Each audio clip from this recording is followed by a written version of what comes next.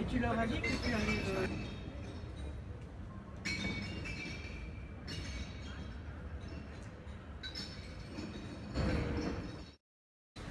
Avant tout, Philippe, merci pour la dédicace. Ton livre parle de la violence. C'est un sujet actuel. Effectivement, et même très préoccupant. Il y a d'ailleurs des gens qui pensent encore que la violence est naturelle chez l'être humain, sans doute pour la justifier.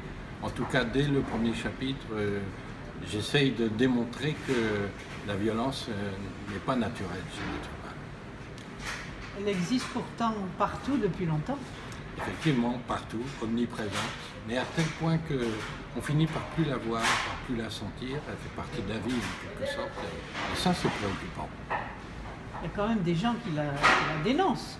Oui, mais apparemment ça ne suffit pas puisque le monde persiste à être violent et on continue à avoir des comportements violents. Est-ce que tout le monde en a conscience? On a plus conscience de la violence de l'autre que de la sienne. Et aussi, on constate que c'est très difficile de reconnaître qu'on peut être complice ou qu'on peut favoriser la violence dans la société. Tant que je ne prends pas conscience de ma propre violence et tant que je ferme les yeux sur la violence qui existe dans la société, et ce sera difficile de changer cette question-là, de la violence. Piste pour sortir de la violence. Et oui, comment répondre à la violence autrement que par la violence? Comment répondre autrement que par la vengeance? Comment sortir du cercle vicieux dans lequel, en fin de compte, on n'est jamais rassasié? La vengeance, on n'est jamais rassasié de la vengeance. Comment aussi sortir de son addiction?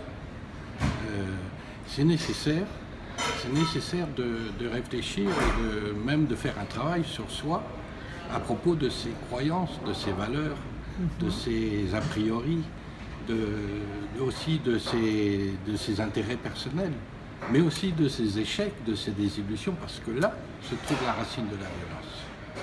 Et aussi je montre que dans tous les cas, la violence est une erreur de conduite. Pourquoi? Parce que à chaque fois qu'il y a action violente, les résultats que l'on attend sont à l'opposé. Je fais une violence pour me sentir bien, pour résoudre un problème, mais c'est l'inverse qui se produit au bout du compte. Effectivement. Erreur de conduite. Tu cites beaucoup de personnes, cependant, qui ont pris position en faveur de la non-violence.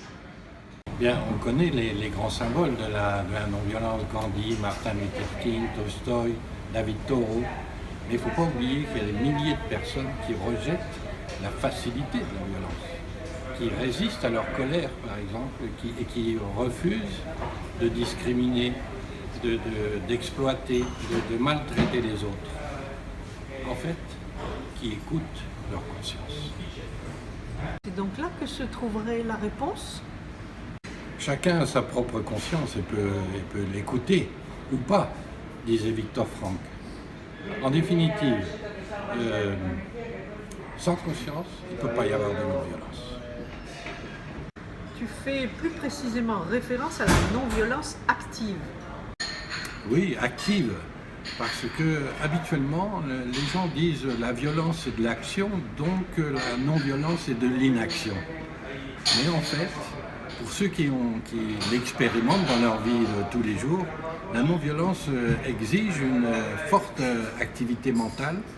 En même temps, c'est de la générosité du cœur. On se remet en question.